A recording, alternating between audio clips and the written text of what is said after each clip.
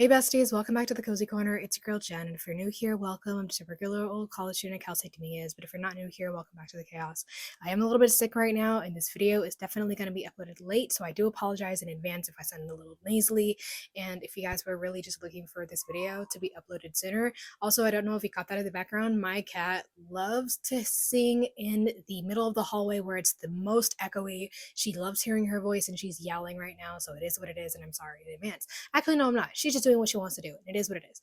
If you're new here, you will not have cared or noticed. But if you're not new here, you will have noticed that my hair is a different color. I don't believe I have any other videos that are uploaded yet with this new hair color. But honestly, I've just kind of been low-key thinking about this just a little bit, just a smidge. Since December, I told my grandma, I was like, dude, guess or rather I was like, dude, imagine that I show up at your place by Christmas and I have a new hair color. And she's like, oh, what are you thinking? I'm like, black like my soul. Just kidding, I'm really not. And she's like, if you show up to my house with black hair, I may have a heart attack. And I'm like, all right, grandma, maybe I'll just do it for my birthday then when I leave or whatever. And she's like, okay, whatever you do. Meanwhile, fast forward, right?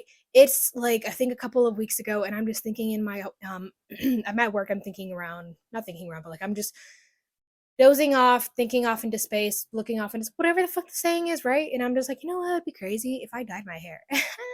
What if I decided to dye my hair that blue black color that I was looking at a while back? And that's exactly what I did. It was an intrusive thought. I got up on CVS and I was like, you know what, girl, go ahead and just deliver this to my house, blah, blah, blah. And so here I am, black hair. I do think it's kind of interestingly funny because this is the first time that I'm dyeing my hair ever in my entire life.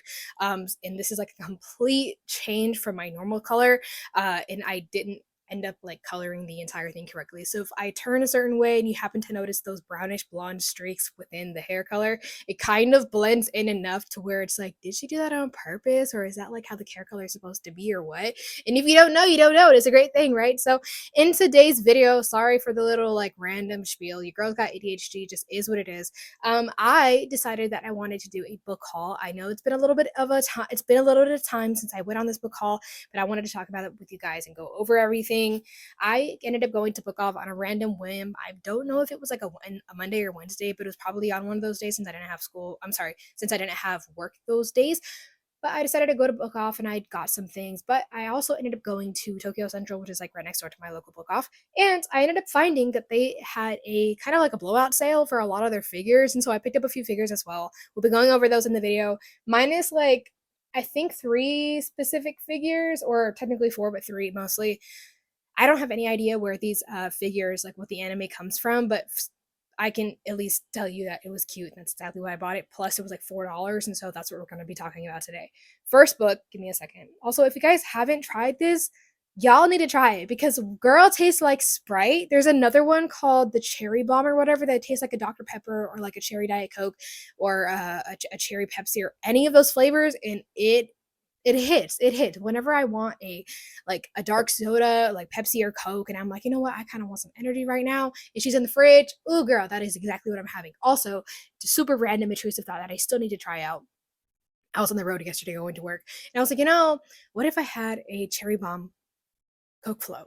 That sounds fucking amazing. I need to get some more. I need to try some ice cream with a cold no, Coke float. There we go. What the fuck? Why was it so hard to say? Anyway, I'm sick, so again, apologies if my voice sounds a little bit off right now. I may have to pause and take some sips of water here and there, cough my lungs out a couple times here and there, do some sinus ejection issues here and there, but it is what it is. With that all being said, let's finally get into this fucking video, shall we? So the first book that I want to talk about is Heaven Breaker. I have not read any of these books. I just want to preface that. But I do want to say, for $5, this book, are you fucking kidding me? One, it's stunning because it's a sprayed edge version. Dude, are you serious? Come on. For $5, that is crazy. Also, on the inside of the hardcover, there's this random design and it looks really freaking cool. And then on the front hardcover as well, it looked really freaking cool. Again, have not read any of these books. I'm not really sure what they're about. But Heaven Breaker allegedly is part of a duology. I did have ChatGPT look at the plot synopsis for me because, again, don't know what these books are about. Allegedly, Heaven Breaker is set in a brutal hierarchy. Heavenbreaker is set in a brutal, hierarchical, oh my god, why is it so hard to say? Spacefaring society. Heavenbreaker follows Synali, Synali, a girl born into poverty on a massive space station divided by class. Her life is shaped by violence and injustice, especially after her noble father orders the death of her mother. Driven by grief and rage, Synali successfully enacts revenge on him, but that act throws her into a dangerous new world. The elite aristocratic system of mech pilots who compete in deadly spectacle like combat tournaments. These aren't just games, they're political, strategic, and tied to power between noble houses. Sonali is offered a chilling bargain. Compete in these high stakes mech duels, win battles for a powerful house, and in return, those responsible for her mother's death will be eliminated one by one. As she rises through the ranks, she's forced to navigate complex political alliances, hidden conspiracies among the ruling class, and the blurred line between survival, revenge, and identity. At the same time, her connection to the mech she pilots, Heavenbreaker, becomes increasingly unsettling. The machine seems to have a will of its own, raising questions about control, consciousness, and what she might be losing in the process. The series is called Heavenbreaker. It's planned to be a duology, 2 books. And the first book is going to be Heavenbreaker, which we already have, and Hellrunner is allegedly expected to be released in 2026. This is actually kind of perfect because if I do pick up this book this year, I can look more into like the exact planned date so that I have the second book like on hand basically by the time I finish the first one, so that if this does possibly likely land on a cliffhanger, I'll have the next book to be right next to me. I'm not really sure how. I'm kind of scared, guys. I don't know if I ever told you guys this, but you guys can kind of see my genre laid out in front of me here because I typically do not no, I typically do rather read fantasies and romance and romanticities and like rom-coms and things like that. Sci-fi is not the girly that I be leaning towards. I do enjoy a good sci-fi like movie, TV show, but when it comes to books, I don't know what it is. Maybe I'm just a little stupid, but like it just does not click for me. I am going to attempt one day to read Hail Mary. I know that the movie is going to be coming out either this month. Yeah, I think it comes out in like next week or something like that. I want to read the book before I go into the movie. Obviously, Jamie Vock actually recommended it that way because there is a huge spoiler even within the trailer. So I will definitely be going in blind when I decide to pick those books up. This technically, if I decided to read this before Hail Mary or any other sci-fi books, this will be like one of my first sci-fi books of in my adulthood life. When I was a kid, I did go into like the Scorch Trials, the Rotten Ruin series, a couple of other ones, but like this will be my first one as an adult, and I'm kind of scared for it. I'm not gonna lie, but regardless, for $5, again, I can't say no. I really can't say no. One, it's pretty as hell. Two, again, it's $5 for a hardcover and a special edition. Like, come on, you cannot get me to say no. Next is gonna be a funny story. Give me a second while I readjust these and again take some water, or rather my little cozy beverage. Next up is Funny Story by Emily Henry. This book I think was $7 between this one and Dance of Thieves. One of these was $7 and the other was $5, but besides the point. I have read one other book by Emily Henry. I think it was the new one that came out recently, the one that was similar to The Seven Husbands of Evelyn Hugo. I just forget what the book was called. I'll have it up here somewhere. Big Beautiful Life. That's exactly what it was. I didn't mind it. It was cool, but apparently this is like one of her really, really popular books. So I did pick this up because, of course, again, really cheap. Love Bookoff like just to death. But apparently, Funny Stories begins with a heartbreak that feels almost absurd with how perfectly ironic it is. Daphne has built her life around her fiance, including moving to his hometown, only to be unexpectedly left for his childhood best friend. Suddenly, she's stranded in a small lakeside town with no support system and a life that no longer makes sense. Enter Miles, who is dealing with his... Excuse me, that was disgusting. Enter Miles, who is dealing with his own version of the exact same situation because his ex is now Daphne's ex. No, is now with Daphne's ex. Out of convenience and mutual emotional chaos, Daphne and Miles become roommates. At first, they couldn't be more different. Daphne is structured, reserved, and practical. Miles is messy, emotional, and spontaneous. To cope and maybe reclaim some control, they both form a plan. A fake summer relationship designed to make their exes jealous and help them move on. But as the summer unfolds, their arrangement turns into something deeper. Through shared vulnerability, unexpected friendships, and the moments of humor and healing, Daphne begins to rebuild her identity, not just romantically, but personally. At its core, 4, the story explores reinventing yourself after loss, the difference between the life you plan versus the life you create, and how love can grow in the most unexpected mental situations. This book is obviously a standalone. It's romance. It's possibly a rom-com. That's just how Emily Henry rolls. Yeah, that's about it. Last up, we have Dance of Thieves by Mary E. Pearson. Apparently, this is also set in the same world as the Remnant Chronicles. I have not read either of those novels, but apparently, according to ChatGPT, you do not need to read those books before diving into this one. I will have to see that for myself, because if you know the Air book by Saba Tahir, it follows like the second gen of the characters that are uh like mentioned in the Emperor in the Ashes Quartet. And so technically, I personally think you should read the Emperor in the Ashes Quartet before diving into Air, but that's just my own personal opinion. That being said, the Dance of Thieves is set in the same world as Roman Chronicles. Like I said, Dance of Thieves follows Kazi, a former street thief who has risen to become a trusted agent of the Queen. She's sent on a mission to investigate a powerful outlaw dynasty, the Ballingers, to rule their territory independently and pose a potential territory independently and pose a potential threat to the kingdom. There she sorry, I cannot talk today. There she encounters Jace, the young leader of the Ballinger family, who has just inherited control after his father's death. From the start, both characters are intelligent, guarded, and working towards conflicting goals. Their interactions become a tense game of strategy, deception, and shifty power as Kazi tries to uncover the truth behind the Ballingers. And Jace works to protect his people and maintain control. When circumstances force them into close proximity, they must navigate loyalty versus personal feelings, truth versus survival, duty versus trust, and the story blends political intrigue, slow burn romance, and action and survival elements. All while exploring identity, leadership, and the cost of loyalty in a divided world.